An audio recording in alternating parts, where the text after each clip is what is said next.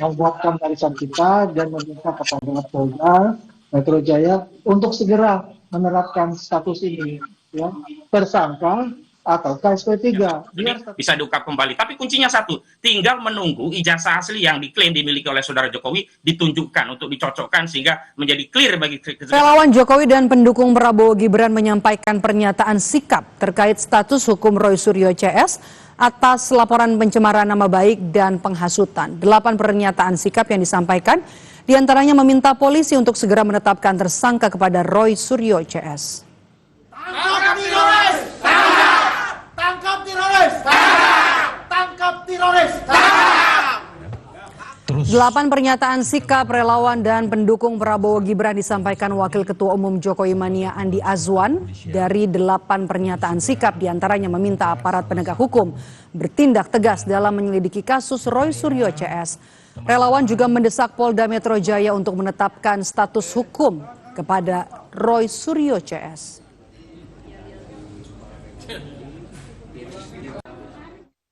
Mendesak Polda Metro Jaya untuk segera menetapkan status hukum terhadap teroris Tiva, Roy Suryo, dan Rismon beserta kawan-kawannya atas dugaan pencemaran nama baik dan penghasutan yang dilaporkan sejak lama. Namun hingga kini belum ada penetapan tersangka. Kedua, menolak segala bentuk pembiaran terhadap penyebaran isu bohong dan fitnah, khususnya terkait ijazah Presiden ke-7 Republik Indonesia, Insinyur Haji Joko Widodo, yang dituduhkan palsu. Sementara itu menanggapi desakan para relawan Jokowi dan Prabowo Gibran, terlapor kasus pencemaran nama baik Rismon Sianipar bilang hal itu merupakan hak mereka yang dilindungi konstitusi. Namun adanya ancaman relawan akan menurunkan emak-emak ke Polda dinilainya merupakan tindakan tak beretika.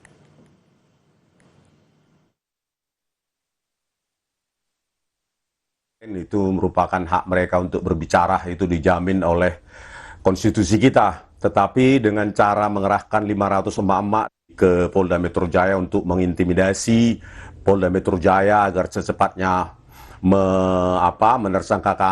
menersangkakan kami itu merupakan tindakan yang tidak beretika, ya. Ya, kami mengeluarkan buku, ya, Jokowi White Paper yang isinya secara saintifik bisa dibuktikan, diuji oleh orang lain, harusnya itu diikuti oleh para relawan Jokowi ini, ya, dengan cara-cara yang beradab dan cara-cara ilmiah.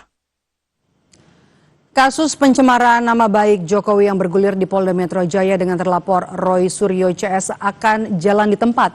Yang terakhir, polisi memanggil Roy Suryo pada 28 Agustus lalu, sementara 2 rekannya yakni Rismon Sianipar dan juga Dr. Tiva terakhir diperiksa Polda pada 20 dan juga 21 Agustus 2025. Memasuki bulan ke-6 sejak Jokowi melapor ke Polda Metro Jaya, hingga kini belum ada penetapan tersangka. Kita bahas petang ini bersama dengan kuasa hukum Roy Suryo CS, Ahmad Hozinuddin, dan juga ada Wakil Ketua Umum Jokowi Mania, Andi Azwan.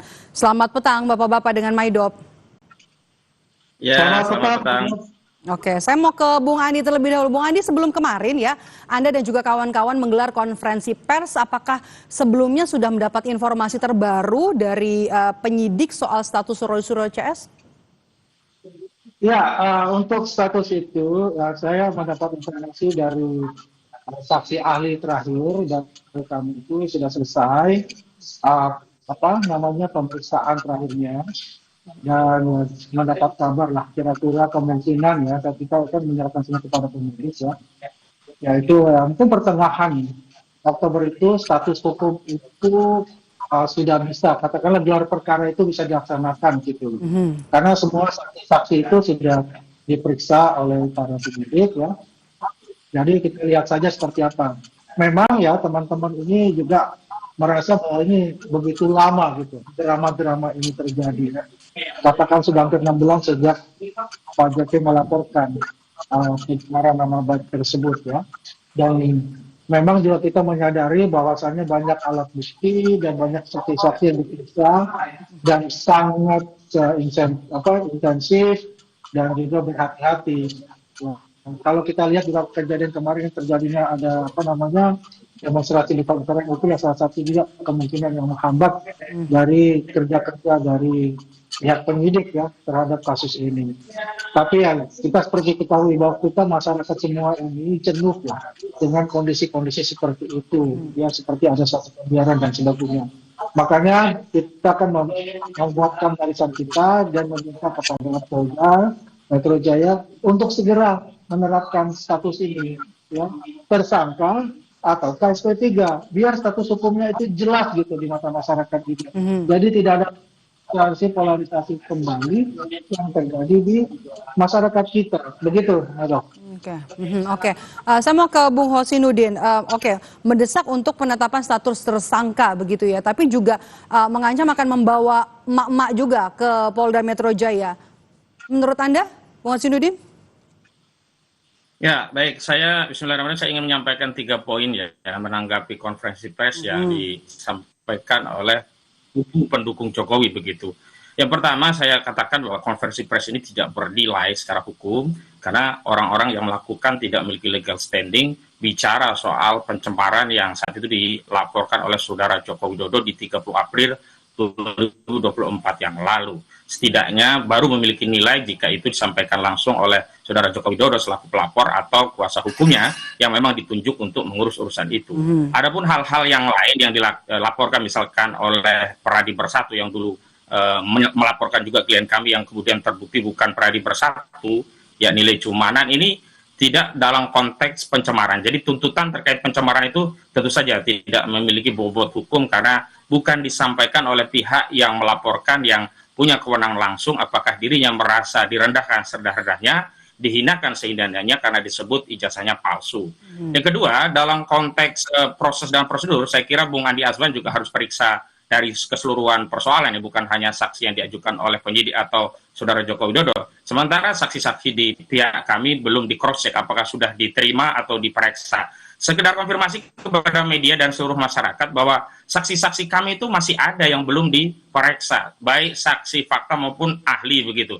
Ahli yang kami sodorkan itu baru yang diperiksa adalah dari Aji ya, Mas Lukas Luarso, yang kemudian kami juga jadwalkan ulang ahli dari media begitu terkait jurnalistik, Bambang ya, Mas Bambang Harimurti dari Tempo yang pernah menjadi wartawan Tempo maksud saya, wartawan senior untuk menjelaskan dan pernah dijadwal tapi karena peristiwa 25 Agustus yang lalu sempat tertunda dan sampai hari ini belum ada jadwal. Kemudian pemeriksaan Rismon Sianipar yang tadi di 21 Agustus yang lalu juga sudah mengajukan permohonan dan sudah diterima oleh penyidik untuk menghadirkan ahli dalam proses penyidikan. Setidaknya pertama ahli pidana ada 2 orang yang telah dipersiapkan, yang kedua ahli linguistik forensik yang sudah kami siapkan, dan yang ketiga ahli ITE. Ini berkaitan dengan pasal-pasal yang dituduhkan dan perlu juga tafsiran tentang unsur-unsur pasal itu dari pihak kami. Dan sampai hari ini belum ada panggilan lanjutan, sehingga sangat kesusu ya kalau orang Jawa bilang, ini terburu-buru begitu ya. Prematur sekali tuntutan untuk meningkatkan status orang yang apalagi kita harus menghormati asas praduga tak bersalah. Ini seolah-olah kawan-kawan ini mau mendahului penyidik padahal proses dan prosedur serta tahapan dalam pemeriksaan penyidikan itu belum selesai. Nah, poin yang ketiga yang paling penting adalah setelah klien kami Roy Suryo bersama tim mendapatkan salinan resmi ijazah fotokopi yang dilegalisir yang berasal dari KPU yang itu milik saudara Joko Widodo, itu justru makin menguatkan bahwa penelitian yang dilakukan oleh Rismon Sianipar dan Roy Suryo itu pada objek yang sama. Karena ijazah yang resmi diberikan KPU kepada Roy Suryo dan timnya itu ternyata fisiknya sama atau identik dengan ijazah yang selama ini sudah diteliti atau setidaknya sama dengan apa yang diupload oleh Dian Sandi yang diklaim sebagai ijazah asli saudara Joko Widodo yang belakangan dia mencabut klaimnya. Dan ini juga menjadi konfirmasi bahwa ternyata masalah ijazah palsu ini semestinya menjadi temuan baru untuk bisa membuka kembali aduan tentang dugaan ijazah palsu di Barreskrim Mabes Polri, sehingga temuan baru ini bisa berkonsekuensi 2 hal. Pertama, saya setuju tadi Bung Andi Azwan, bisa saja ini bisa menyebabkan SP3 atau surat perintah penghentian penyidikan di kasus Polda, tetapi sekaligus bisa membuka kembali tuduhan ijazah palsu yang sudah dilaporkan di Barreskrim Mabes Polri, sehingga masalah ijazah palsu ini bisa diungkap kembali. Tapi kuncinya satu, tinggal menunggu ijazah asli yang diklaim dimiliki oleh saudara Jokowi ditunjukkan untuk dicocokkan sehingga menjadi clear bagi segenap anak bangsa apakah kita benar-benar pernah dipimpin oleh seorang presiden 2 periode dengan ijazah palsu. Begitu. Kita sudah dapat poinnya. Bung Andi, respons Anda ini kemudian tadi prematur, dikatakan terburu-buru dan masih banyak saksi yang belum diperiksa dari kubu Roy Suryo CS. Ya, itu kan pendapat dari ahli hukumnya, pengacara yang sah-sah saja untuk bisa membela kliennya. Yang jelas apa yang kita ketahui ya, kita juga mempunyai hak untuk meminta bagaimana sih perkembangan dari status ini. Kalau dia katakan ada novum baru mana, mereka sendiri tidak melihat ya, ijazah asli dari beliau seperti apa. Kalau dia katakan dia mendapatkan dari KPU ijazah yang digunakan pada ijazah legalisir ya, yang digunakan pada saat itu, ya pasti akan sama. Itu juga yang keluarkan institusinya UGM kan, bukan dari pasar pramuka kan begitu ya. Kalau melihat bahwa saksi ahli kita semua sudah diperiksa. Kalau saksi ahli dia diperiksa atau tidak kan saya tidak tahu. Yang jelas apa yang terjadi itu ya, dengan kondisi yang katakanlah sudah berjalan ya. Ya kita pengen cepat. Bang Andi, saya potong, maaf. Begini, kalau sampai sekarang belum ada penetapan tersangka, walaupun kasus ini sudah naik ke penyidikan, itu artinya belum ada alat bukti yang kuat untuk menjadikan Roy Suryo CS tersangka, atau ada faktor lain Anda melihatnya? Jadi begini, kan faktor lain itu adalah kan terjadi kerusuhan itu ya, demonstrasi besar-besaran itu. Yang jelas itu menguras para penyidik ya, pikiran ya, dan tenaga para penyidik, terutama dari Kamnek ya, PTT, dan semua kan berkonsentrasi ke sana, ya kan. Nah ini kan sudah berjalan ya. Itu alat buktinya banyak loh Mbak, alat buktinya lebih dari kira-kira hampir 500-an itu alat bukti.